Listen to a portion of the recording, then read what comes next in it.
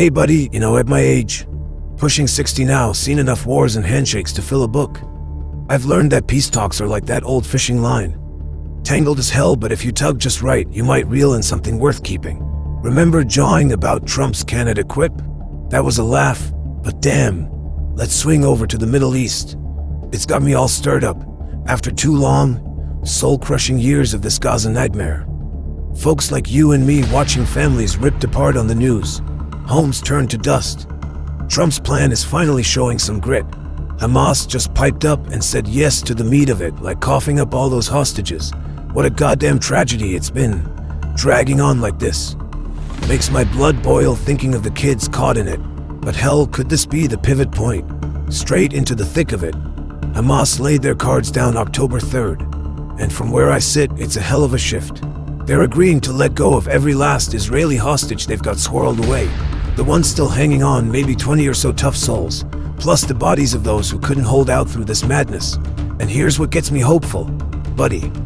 They're ready to step off the throne in Gaza, passing the keys to some neutral crew that ain't about revenge or rockets.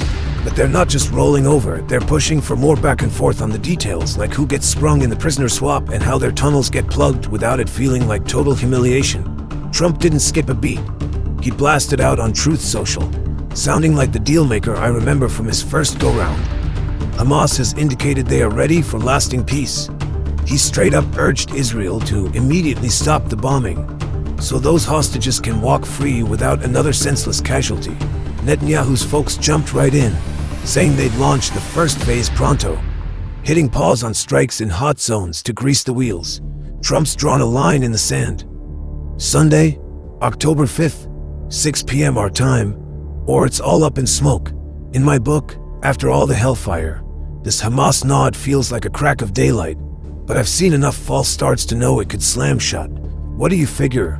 Trump's bulldog approach finally wearing M down, or just another tease? This all ties back to Trump's 20-point blueprint, unveiled September 29th at the White House with Netanyahu shoulder to shoulder. Like two vets hashing out a strategy, the mess exploded in October 2023 when Hamas stormed in. Over 1,200 Israelis gone in a flash, hundreds hauled off, and Israel hit back hard, turning Gaza into a graveyard with tens of thousands lost in the rubble. Trump's setup, it's practical, no fluff. Slam on the brakes with a full ceasefire. No more booms from the sky, no sneak attacks. Then that critical trade. All hostages for Palestinian prisoners, like 250 lifers and 1,700 naps since the start. Done in 72 hours flat. Hamas bows out of the driver's seat, letting a technocrat bunch. Folks good at building, not bombing, take over. Their war toys get scrapped. Tunnels filled, guns melted.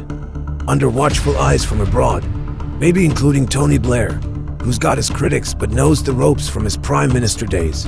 Wrap it with aid pouring in, schools, hospitals, jobs, to rebuild Gaza into a spot where life can bloom again. Worldwide, it's buzzing. Modi's calling it a significant step. From India, UAE and Saudi are in for the stability. Qatar's playing go-between, but Iran's labeling it a plot, which strikes me as their usual deflection. From my perch, after decades watching, this plan's got the right mix of tough and fair, but execution's where it always falls apart. Alright, for US policy, Trump's grabbing the reins like he did back in the day, putting America at the helm in the Middle East. And I gotta say, it's refreshing after the waffling we've had. He's using those deadlines like a prod, aiming for a swift end that could steady our alliances and maybe keep gas prices from spiking every time things flare up. In the grand scheme of peace, if this holds, it could quiet the whole powder keg. Hezbollah simmers down, Iran pulls back, and that's huge, buddy. I've lived through enough oil crises to know chaos there hits our pockets hard. Trump's the spark here, in my eyes. His quiet arm twisting with Qatar and Egypt got Hamas blinking, leaning on those personal bonds he's forged over years. Israel's Netanyahu, he's grinning ear to ear, seeing it as a lock on safety without endless patrols. For Palestinians, Hamas bending on power and hostages shows they're weary, but holding for dignity. I respect that. Total cave-ins never last. But damn, it gets under my skin how these bigwigs games leave the little folks dangling. Kids without dads. Moms scraping for bread in the dirt.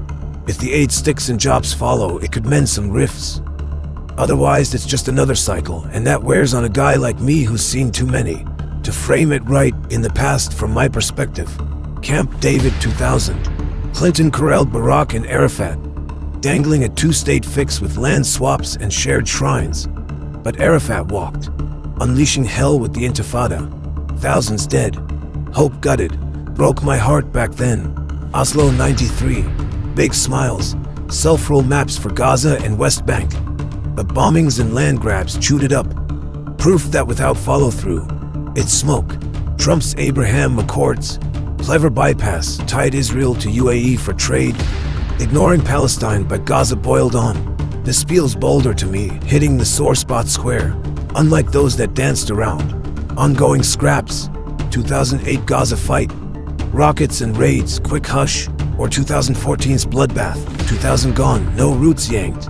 2021 Redux, same pain. Damn resilient, these grudges, leaders promise the moon, people bury the cost. I figured Trump's straight shooter vibe might cut through, but history's taught me caution. It's the folks buy-in that seals it. To keep it balanced, here's how I see the chatter. US crowd and Trump fans, buzzing. Trump's calling it big. X posts like, the closer nails it. Israelis with Netanyahu, thrilled for threat bust. But hardliners grumble it's too talky. Hamas, framing as smart pullback, yes on hostages and handover, no to full shame. Palestinian Authority, wary, feeling pushed out on settlements and rights. Fair point, I'd say. Neutral types from think tanks, promising but shaky. Good bones, but without all groups like jihad. It'll crack. One hit home. Trusts rare after the loss. Street talk in Montreal or NYC. Divided, some spot civilian relief, others cry foul. Iran/Hezbollah, granting US ploy to hobble them. It's a mix that tugs at me. Hope clashing with doubt, like life's big questions. And personally, man, the human toll guts me every time. Israeli kin waiting years for closure, Palestinian families intense. The hostage bit could heal some, but scars linger. Trump's aid talk rings true. Billions for basics, but without peace roots, it's fleeting. Past deals forgot the ground game, that's their doom. If they pull in locals, it might stick. Frustrating as hell how top brass overlook the heart. Hugh, we've unpacked this deep.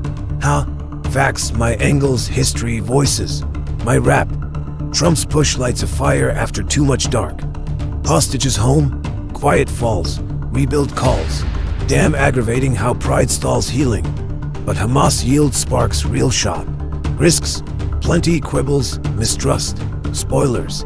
For us, it's why grit in talks matters. Keeps our world steady. Ponder it, pray for him, chat more. Peace, hard won but possible. Thanks for the ear, next round's mine. Stay good.